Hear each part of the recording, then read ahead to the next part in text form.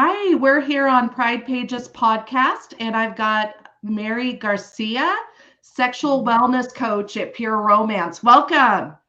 Hi, thank you. So, what does it mean to be a sexual wellness coach?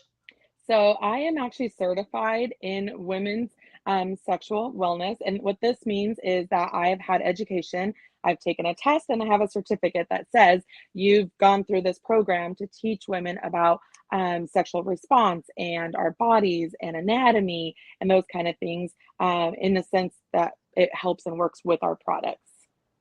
Nice. Awesome. Awesome. That was a surprise to me. By the way, don't forget to like and subscribe to this podcast. What brought you to Boise, Idaho? So I was actually born and raised in Nampa, really, but I've been born and raised in Idaho my whole life, lived here my whole life. Awesome. And what's your coming out story? Whew, okay, so Just share what you're comfortable with. Don't. yeah, no, it's not terrible. I mean, I've heard some stories, but mine is not terrible. I knew that I like girls pretty young, probably like teenager, but I it wasn't really common in my area. Probably growing up in Idaho, I don't think that we saw that very often, and I didn't know what it meant. I also grew up in a very Mexican family, and that was really not known or common in our culture. So I knew I liked girls. I didn't know what it meant, but I knew I liked them more than like, oh, that's my best friend, or oh, I really like her. She's so funny. I just knew there was something different about it. But again, living in a Mexican household, that's just not really okay. And so I started dating my kid's dad in high school. I ended up getting pregnant really young. I had my son when I was 17, and yeah, I think it was 17 when I had him, and I basically was like playing house is how I look at it. A couple years later, I had my daughter, and I was still continued to play house, and I was okay. It was fine. But about when my daughter was about 5 years old, I was like, okay, I'm done. I want to be selfish. I want to be happy. I want to pursue what I know that I'm interested in, and wasn't what I was living. And my kid's father was not a bad person. Like wasn't abusive. He didn't do drugs. He worked. He did all the things, but he just didn't. He just wasn't for me, is what I tell everybody. Like he just wasn't for me. So I was selfish and I left. And when I left, my mom said, yes, go be happy, find someone who loves you and takes care of you. And whether it's a guy or a girl, doesn't matter. And I was like, wait, what? Like maybe she would be okay with that. And shortly after, I met this girl online, and I was like, well, my mom said a guy or girl doesn't matter. And we ended up like, it moved very, very quickly, typical lesbian story. And she moved to Idaho. We U-hauled it, like literally, she moved here, moved in, and I was like, okay, well, now we're doing this. My mom was not so accepting at the time. My kids were fine. When I came out to my friends, they were like, yeah, we already know. My kid's dad even knew, like he said, I know that you're going to go be with girls. He knew that I was interested. He was totally okay with, like, understood it. And my kids were fine. My friends, everyone. It wasn't really like a coming out story. It's like they already knew. I was just making it official. And my mom was still not okay with it. She called it a situation, and I didn't quite understand that at the time. And I thought, well, I don't know, like it's not a situation. Like we're together, and then she proposed. We got married. The day we got married, my mom said, "Well, we're busy," and they didn't come. They were 5 minutes from where we got married, and they just didn't come. For years, she called it a situation. She stayed away for like 3 years. We didn't do birthdays or Christmases or any holidays, and we kind of felt very isolated. Uh, at that time, we're like, it's fine, whatever. We're going to give her some space and let her come around when she's ready. About 3 years in, she started coming around. Still not very warm and fuzzy, but my mom is not always the most warm and fuzzy. So we were like, it's fine. At least we're hanging out again, and we're, family dinners and those kind of things. My kids were happy to be around her again because we are very family oriented. So it was really hard being away for those 3 years, considering we lived down the street from them. My kids just didn't see him like on their birthdays, like holidays. They were just with us, not. with the family. My sisters were very accepting and would come around, but just not my parents.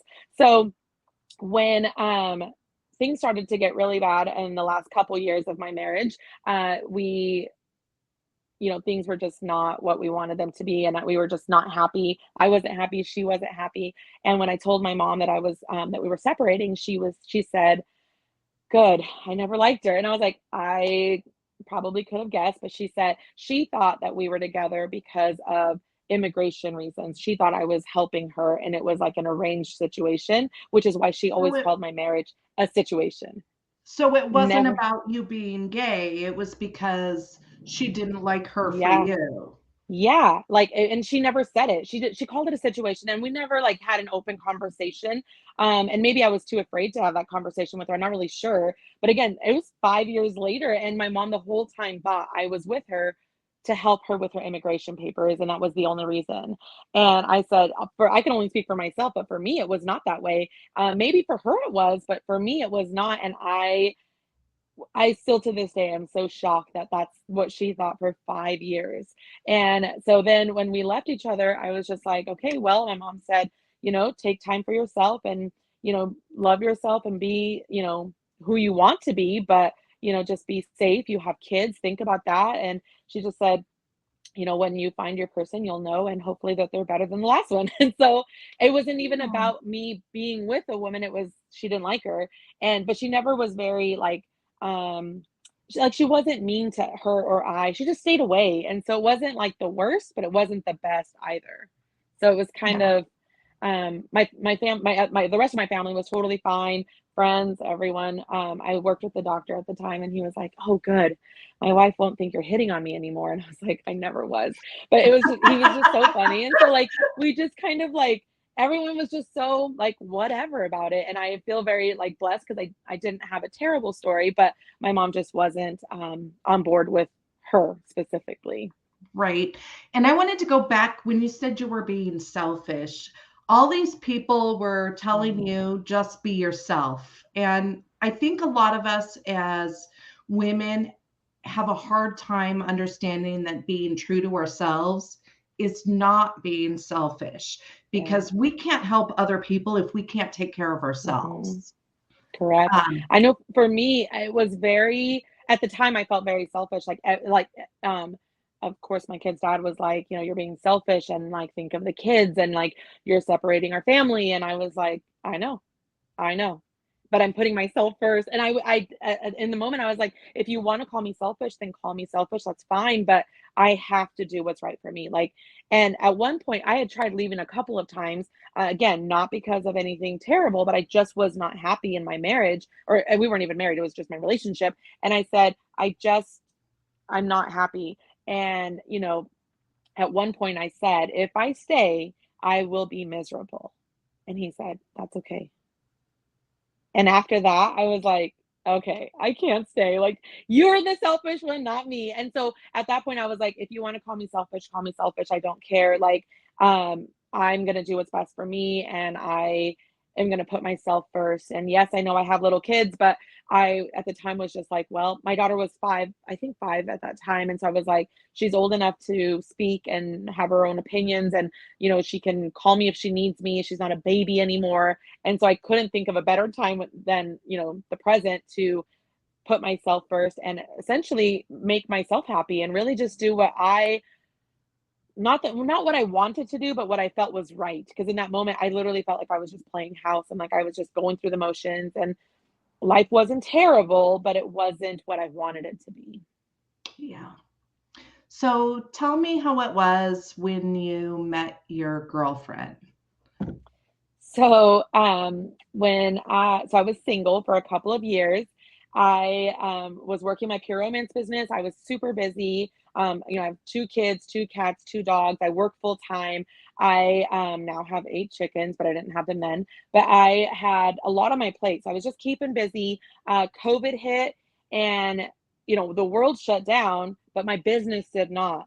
I sold more in 2020 than I did the year prior, and that was before COVID. So I was like busy. I had people come into my house. I had people meeting me on the bus to try to like get orders because they were like, "Well, we're home." what else is there to do? And so I was so busy. And then in 2021, my daughter was turning 15. I had a quinceañera planned for her, which is a big, expensive Mexican 15th birthday, essentially a wedding. It costs as much as a wedding. It's very expensive. And so I was like, okay, I'm going to hustle and I'm going to party as hard as I can to make money so that I can pay for this quinceañera. I talked to my daughter about it and I said, I'm going to need your help and we're going to do this together. Her dad, I just wasn't willing to put all my eggs in one basket and hope that he would help. So I thought I have to make sure that I come up with the money at least first, or, just come up with the money. So I partied a lot that year. And at the end of her party, when by it was her party, you quinceañera, mean working a lot. yeah, so my parties are work. Yeah. So I was hosting probably 6 to 10 parties a month while working a full-time job. Oh, And wow. and kids and the dogs and everything else. So I was working round the clock. I mean, all the time. Some days I would do 2 parties in a day. I might have had an online party going at the same time. I mean, I was really working it. And at the end of in October, it was her quinceañera was in October. At the end of the night, it was a beautiful day. Her dress was beautiful. Her party was amazing. Everyone had so much fun. It was just such a beautiful event. And at the end of the night, when all the twinkle lights were twinkling and you could see all like the beautiful event center, I stepped back and I looked at everything and I got very emotional. I told myself, like, I don't need a man. I can do this. I don't need a partner. I don't need anyone. I can do this on my own. But at the end of the night, when I did do it, I really wanted somebody there with me to celebrate. I wanted somebody to be like, we did it. I did it. Look at what we did. Like, look at this beautiful event. And I had no one to my family was there, but it was very different. I wanted to experience that. And I remember I literally went home and I cried. They were like a mix of happy tears and like sad tears. It was almost like a loneliness feeling that I'm not really used to feeling because I'm very independent.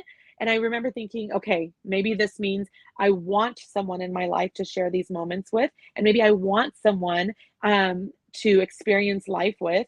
Not that I need them, which I almost feel is better because I didn't need them financially to help me, but I wanted somebody there to experience this day with me. And it was just beautiful. It was such a great experience. So that's when I realized, like, okay, 2020 Party Mary is done and we're going to settle down and we're going to find someone. And I realized very quickly that I was not ready. I dated someone for like less than 30 days and I was like, okay, yeah, I'm not ready. I'm triggered. Like I'm not ready. So I continued to work on myself and I would post these funny memes on like Facebook and like Instagram about like I'd rather vacuum the ocean before I'd get into a relationship. And I'd always post these funny things about being single for life. And I one day was like, I better stop joking because this is going to be for reals. And my friends all knew that I would always post these like crazy things. And I'm just like, I'm not looking, but if it happens, then great. But one day I started posting on TikTok and I would post these funny videos and just me being silly. Now, most people get different versions of me, but on TikTok I could be silly because there's no one in front of me and I'm making people laugh and people enjoy my content. And so it was a way for me to express my silliness without feeling like I was being like silly or childish or like not professional, like in my day job or even my pure romance business. So it was like an outlet. So I would post these funny things. And one day I posted this video about how somebody was sending me some inappropriate things on Snapchat and I had to block them. And I was like, don't do it. I don't want to see it. I guarantee I don't want to see what you're sending me. And so I did this crazy video and it like went viral. Everyone was commenting and I was like, I need to see what they sent you. What did you post? Because I screenshotted it and shared it and all this stuff. And I said, I want to make people laugh. This isn't like my normal content, but I have to tell people you have to respect me. So my now girlfriend saw that video and she liked it and followed. And she, of course, requested me on Snapchat because she's like, now I want to see what's going on Snapchat. And then she followed me on Instagram as well. And so then I kind of saw her little face pop up and starting to request me and like some pictures and kind of sparked my interest a little, like, who is this girl? And then on Snapchat, I always ask people, like I say, welcome. Are you 18 years or older? Would you like to get added into my VIP group? My VIP group on Snapchat is my pure romance business. I post my content, my products. I will do videos on them, but I also post like funny memes and I'll do silly things on there. But I always request that you just be respectful and no dick pics. And she was like, oh, I'm well beyond 18 and absolutely not. I would never do that. And I was like, okay, great. Normally I would just add them to my VIP and move on. But with her, I was like, okay, can I ask then, how old are you? Because I was really genuinely curious. She had like a baby face, so I'd stopped her a little bit. And so I said, how old are you? And so actually, I don't even remember how old she was at the time. I think she was like 35. And so I was like, okay. So we just kind of started just a little light conversation about like where she was from and, how she saw my TikTok. And so we just kind of started talking a little bit. And I said, hey, do you mind if we take this from Snapchat to text messages? I just don't feel that Snapchat is like a form of communication for me. And she said, yeah, that's fine. So we started texting, and I don't know, probably like a month later, typical lesbian fashion, she's like, let's meet up. And I was traveling to Ohio and she was from North Carolina. So she was like, oh, I can meet you there. It was like an 8-hour drive, but for lesbians, it's like a 2-hour drive. So it was not that big of a deal. And so she drove, I flew, and I was there for a Pure Romance conference. And the night before we were supposed to meet, I had a dream of my ex-wife. And it was like a nightmare. I woke up with the worst anxiety and I was like sick to my stomach. I didn't feel well. And I told her that I was not ready to meet her. And she had drove all the way to Ohio. And I was like, I'm so sorry. I am not ready. Like this triggered me and I'm not ready. And I just don't think that I've got work to do. So she said, okay, I understand. You let me know what you need from me. Like, do you want me to just check in every day? Do you want me to give you some space? She is so amazing at communication. She's so great. And she said, I just want to know what I can do to make you comfortable. Like, I don't want to back off if that's not what you want, but I will if you need me to. So we kind of just slowly like would check in every other day or so. And I was just kind of like working on some things, and that dream was haunting me. But we had already planned. In Ohio then? Nope, I had to come home already. And so she had gone back to North Carolina. I came back to Idaho, and she was supposed to come in September. So that was August. In September, she was supposed to come to Idaho for our Pride Festival in 2022. And I was working, and I was like, well, it's a work event for me. I really should focus on that. And I really don't want to be distracted. And once again, I was like, I just don't think the timing is right. So she canceled her flight, canceled the Airbnb, did all the things. And I felt bad. But I was just like, I just can't, like, I can't be untrue to myself. Like, if I'm just not comfortable, I'm not ready. So she totally understood, was great about it. And at Pride, I was having the time of my life. It was so much fun.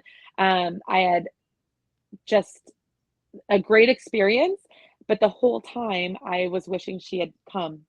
I wish that she would have come anyway. And like, I wish she would have known how indecisive I was in that moment, and how she should have just been like, she's going to change her mind. I'm going to show up anyway.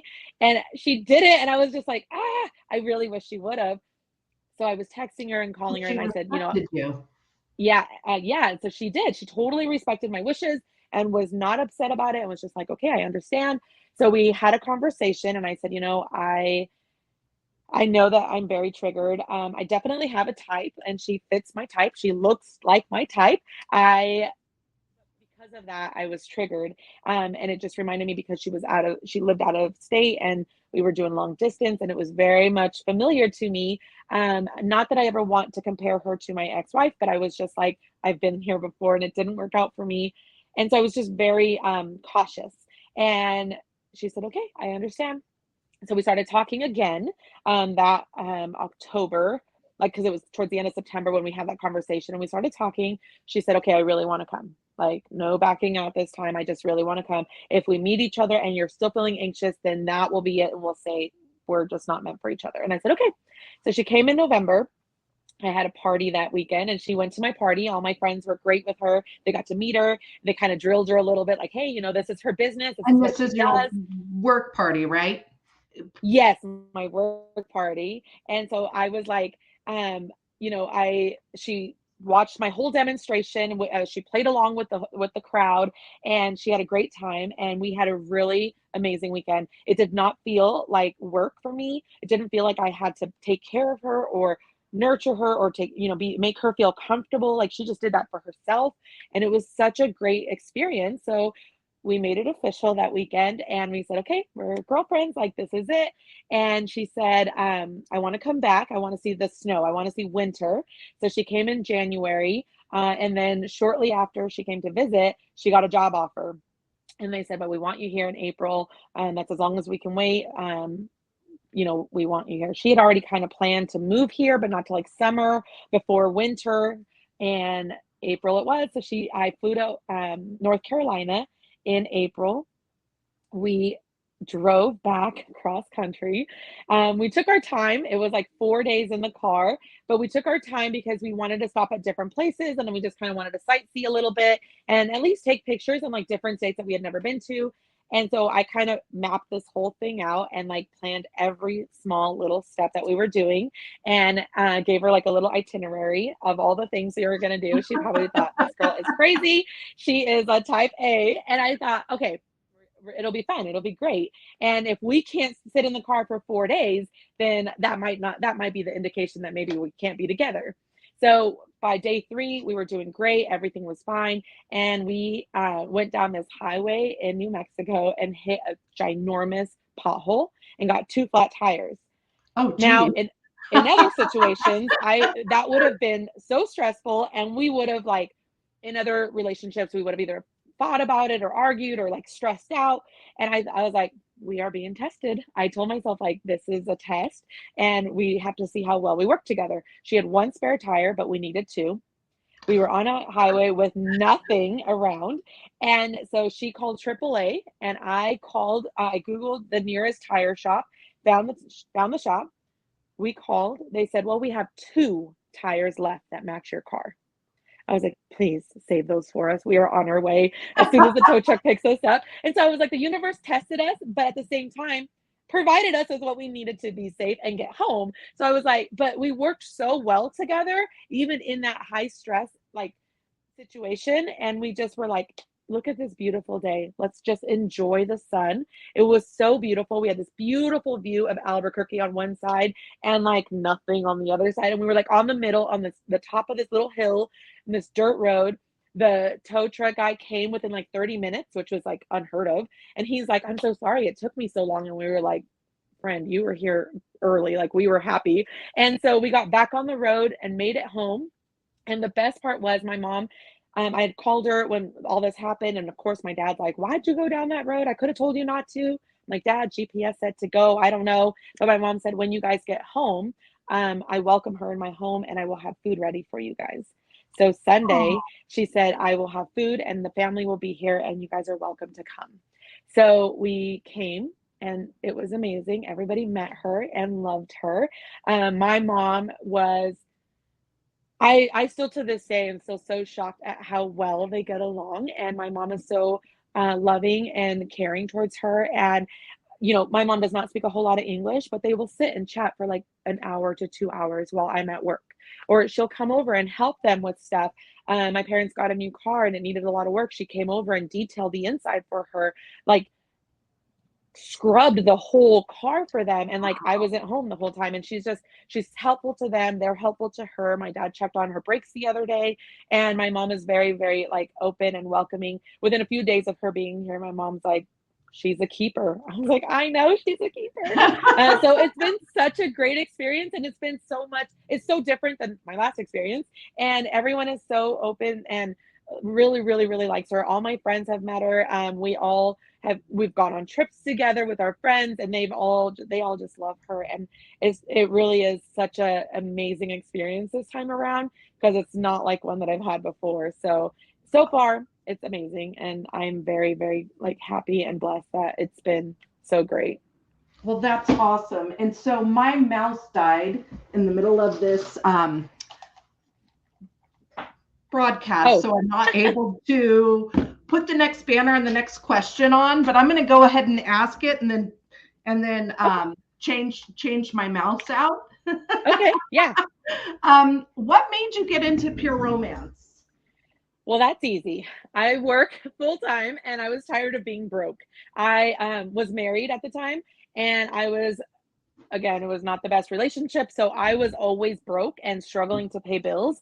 And I needed something to just get me like a little extra money, like a couple $100 is really all I was looking for, whether that was for groceries or whether that was to pay my car payment. Like my car payment at the time was so expensive for me and I could not afford it. So I just wanted something to get me a little extra money. We had a party at my house. And when you host a party, you invite your friends and the consultant comes and she shows you all the things. I'm now the consultant, but at the time I was the hostess. And at the end of the night, my consultant said, "Thanks, this was so much fun. I just made $500 in my pocket." And I was like, "How? You didn't even take your clothes off. I need to know more information because I need to know how to make $500 like yesterday." So she gave me some information and I went to a team meeting of theirs to kind of learn and kind of get a feel for everyone on the team.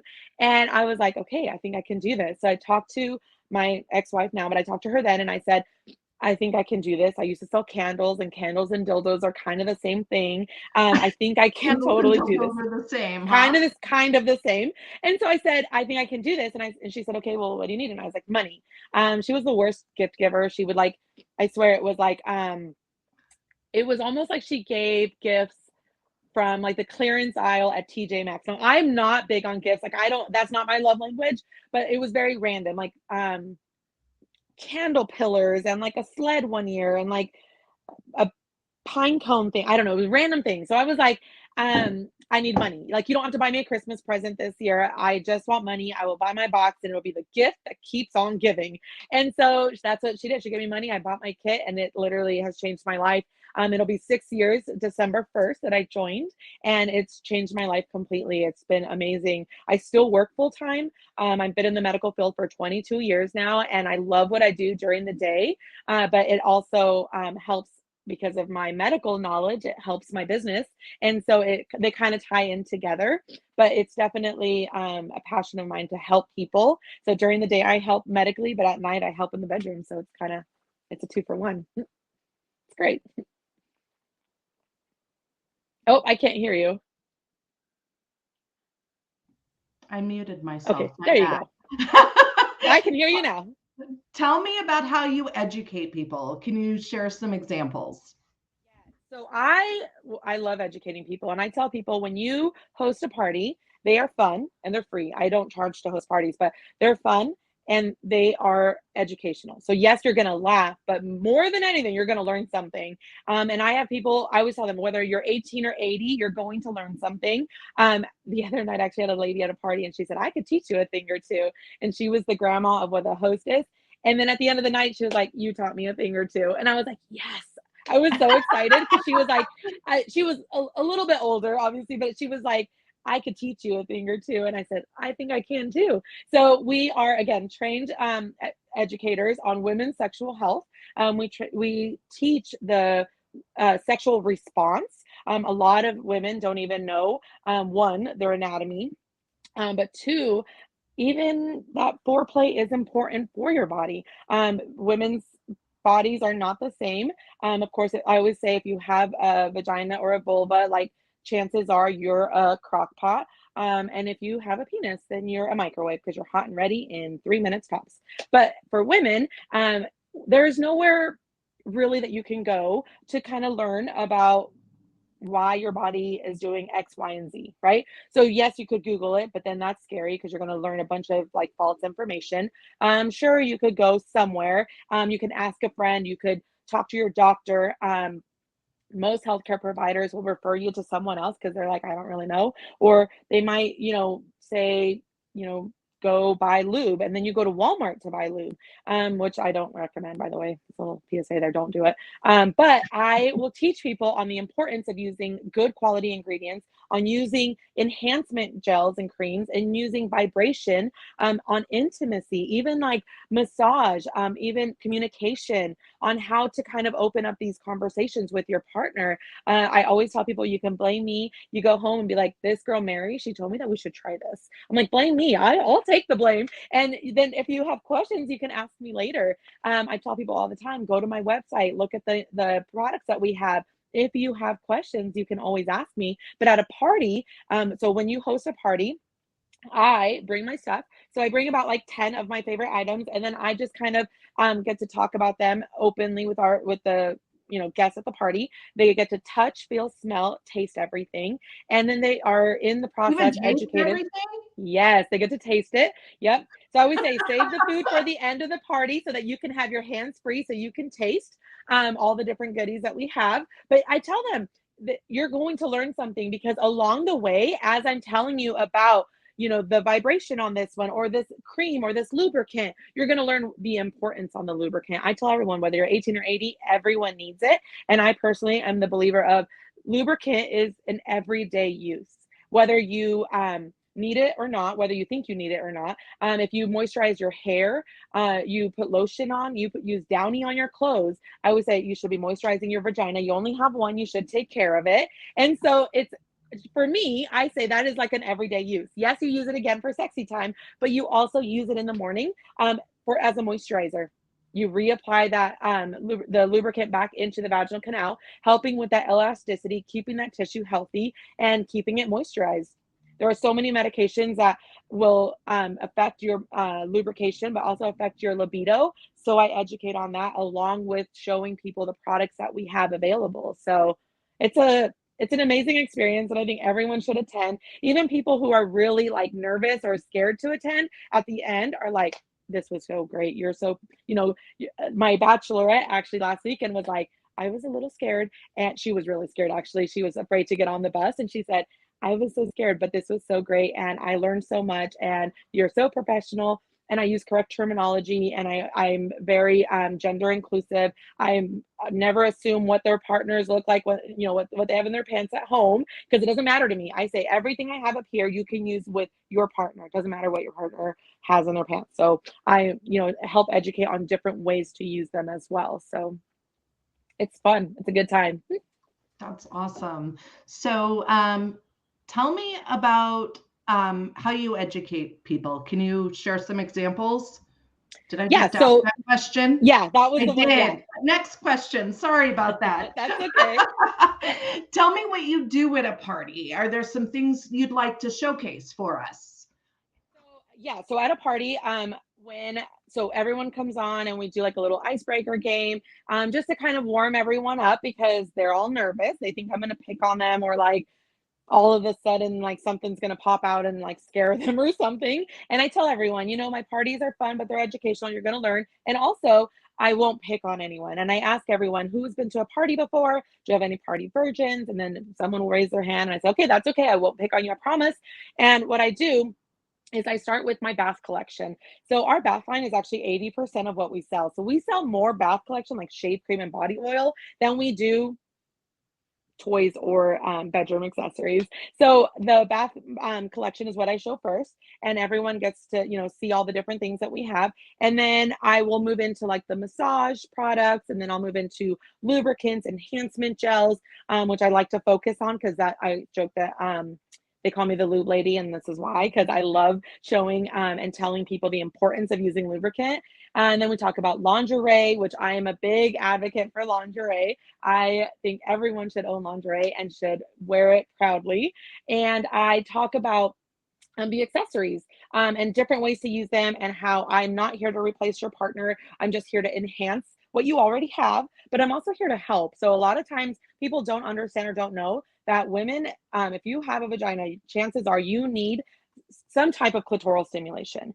Now, I say that can be oral, that can be digital, it can be with an accessory. There's different ways to do that, but 80% of women need some type of clitoral stimulation. So I always say, what if you have a partner, I've got something. If you don't have a partner, I still have something. So there's so many different options and different tools. But again, I'm not here to replace partners. I'm just here to help and to enhance. And if you have a partner that's already comfortable with them, then great. I've got the advanced ones also. But if you have a partner who's like, I don't know about this, let's try it, but I don't know, and they're nervous, I've got some ideas for you on how to open up that conversation and which ones are great, like beginners or couples toys, to kind of start to, open up that pathway to using any type of bedroom accessory. But really, ideally, like I said, 80% of what we sell is our bath collection, which is like our shave cream and our body oil. amazing stuff. No razor burn rash or bumps at the end of shaving, especially in the bikini area. And this, I love this. This is my Lazy Girl lotion. I love our body oil. It moisturizes and it helps keep your skin soft and smooth, especially after shaving. But we have we have so many goodies. Like this is my number one selling lube. It's called Just Like Me. It's a water-based lubricant. I have the enhancements. I have, this is Cleo. Cleo is my clitoris model. Isn't she pretty? She's so cute. You know, most people think the clitoris is just this little bean on the outside when really this is the actual clitoris. And I've got more videos on that. This is what it looks like. And if you host a party, you'll get to hear more about that. But we also have different accessories and different things that are for, again, the advanced, if you're single, if you're with a partner, if your partner has a penis, if they don't have a penis, like I've got different toys for everyone. So yeah. Okay, awesome.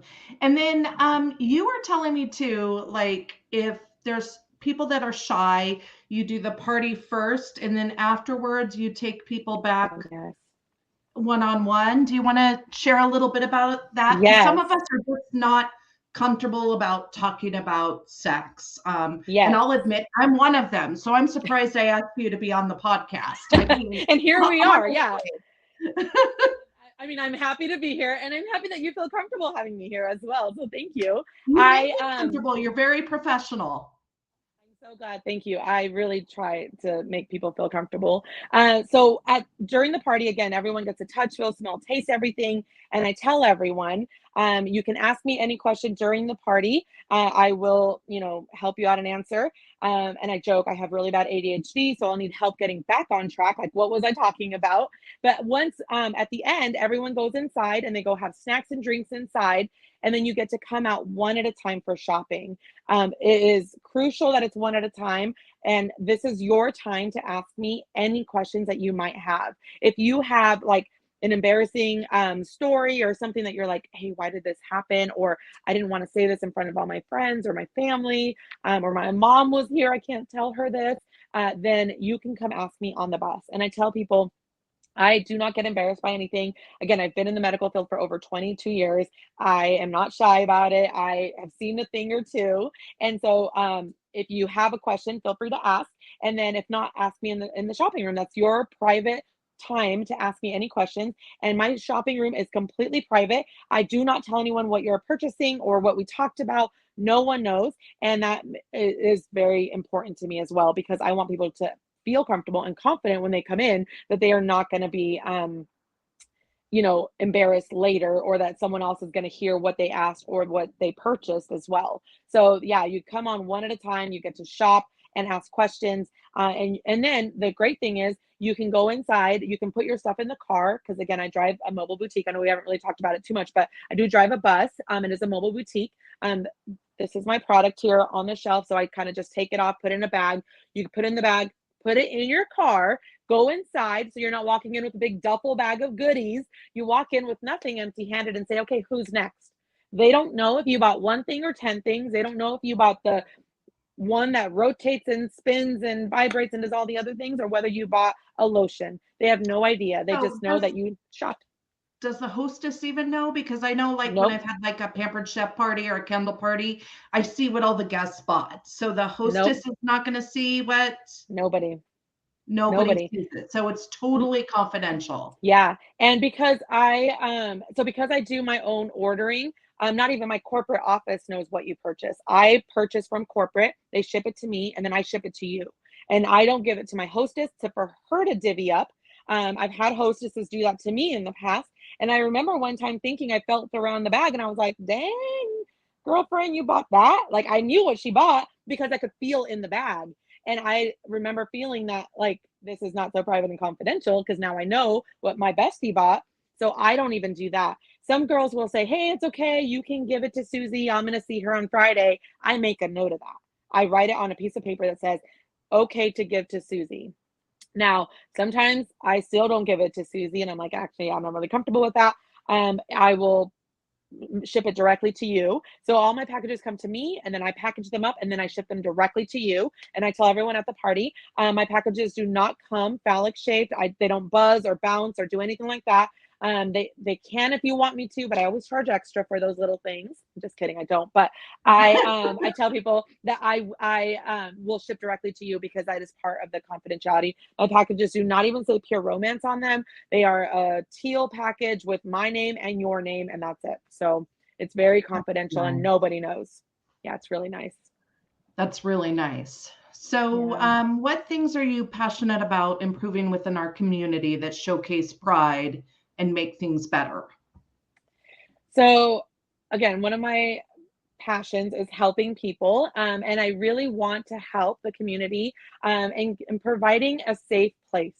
I want to provide a safe place to come and ask your personal, most intimate questions that you might have, and then help you with products that we have. I tell people, I will never sell you the most expensive thing in the catalog. Yes, we have things that are $200 and up, but I'm going to show you what I feel is going to work best for what you're asking me, not the most expensive thing. And if you ask for something that's maybe the cheapest thing, I might say, okay, I don't recommend that one because of the quality or the, whatever it is. But this is a happy medium. It's not the most expensive, but it's not the cheapest one in the catalog. This is what I recommend. And so I always want to help people and create a safe place in giving them options, but also the opportunity to ask these questions. So many people in our community are so afraid to ask or don't know who to ask or where to go. Yes, we have a lot of our local stores as well. And you can go to those places. I love that my space is private and confidential. I do one-on-one shopping experiences as well. So not just in a party. You can message me and be like, hey, can I come shop the bus? Or, hey, I'd like to sit and ask a couple questions.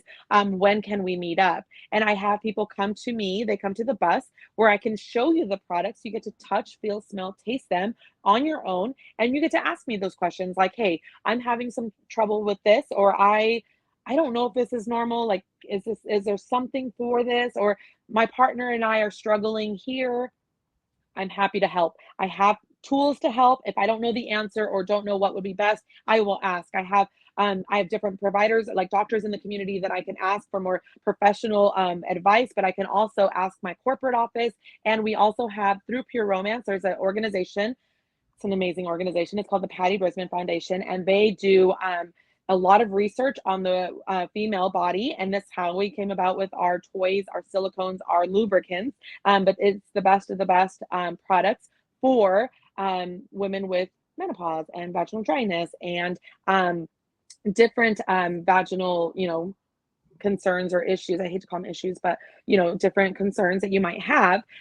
That organization, I can reach out to them and get you some information. I can get you the data. I can get you, people who want to see numbers, or they want to see percentages, or they want to see ingredients. I can get all that. So if I don't know the answer, I will find it. If I don't have the right, I always say color, right shape, size, product, I will mail it to you. I'll order it, mail it. I am happy to do one-on-one to even make it a more private, confidential. If you have a partner that's like, I'm not really comfortable with any of this, I have a lot of questions, let's meet up. I will schedule some time. We will meet up. My consults are free. You just come and we sit, and it's very, it's a comfortable setting really, but it's very private and confidential. And then it's pretty laid back. You just say, okay, this is what my concerns are. This is what my questions are. And then we talk, and I show you and I explain these things, and it gives you an opportunity to ask the questions that you're like, I don't think so. And then you can ask the question, and then I can be like, well, this is why. And then some usually partners at the end are like, okay, that makes sense. And it just kind of opens up that conversation to have, and it's not, the one partner saying, this is what I want and need. It's the other partner saying, I'm not comfortable, or I don't know enough about this, but it's me saying, these are the statistics. These are the facts. This is what the female body response is, and this is what our bodies need. And then that kind of helps the other partner understand it a little bit better, where they don't think, oh, it's me, or she's the problem, or I'm the problem, or whoever's the problem. So it's something I really, really am passionate about, is making sure that people have a private, safe, comfortable space to ask these questions, and somewhere to go to know that they're not going to be embarrassed by the questions that they ask, or that they have a person that they can professionally ask these things to. So I always say, as long as you're respectful and professional, I will do the same to you. So that's all I ever ask. But yeah. So I love that. I mean, I think when it comes to our sex lives, we want that safe space, and especially Yeah. if we're LGBTQ Yeah. in Idaho, we want to Yes, know that we exactly. have that safe space all the way Yeah. around. So whether you're Yeah. straight or gay, a lesbian or transgender, you want that safe space. So I appreciate that. Mhm. Yeah. So thank you so much for Thank listening to Pride you. Pages podcast, and for being here, Mary. Is there anything you want to finish off with? I don't think so. This was great. Thank you so much for having me. I really appreciate it. I look forward to educating more and helping more people. Awesome. And I'll be dropping in the link below in all of our feeds on how to contact Mary directly. Yeah. Her link tree will be there and all her contact details. What's the best way for us to reach out to you if we want to get on the party bus or if we want to have a party? Mhm. Um, So text message is the best. Like I said, I do work full time, so I mean, I work 12 hours a day, so I'm there from 8 to 8 and sometimes later at my day job. So I say text message. If I have a moment, I can respond. If not, I will respond the next day. It just depends if it's a work day or not a work day, or if I'm at a party sometimes too. If I'm working, pure romance working, my parties, I'm not on my phone as well. So I want to make sure that I am not interrupted during a party. So text message is great.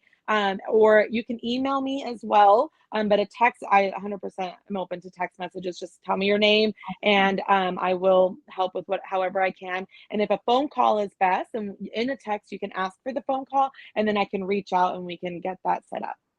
awesome. Fantastic. Do you want me Mhm. to drop your text in everything below too, Yeah. so that they have Yes, that? please. Perfect. Well, That's thank great. you so much, and you have all a great day. Thank you. You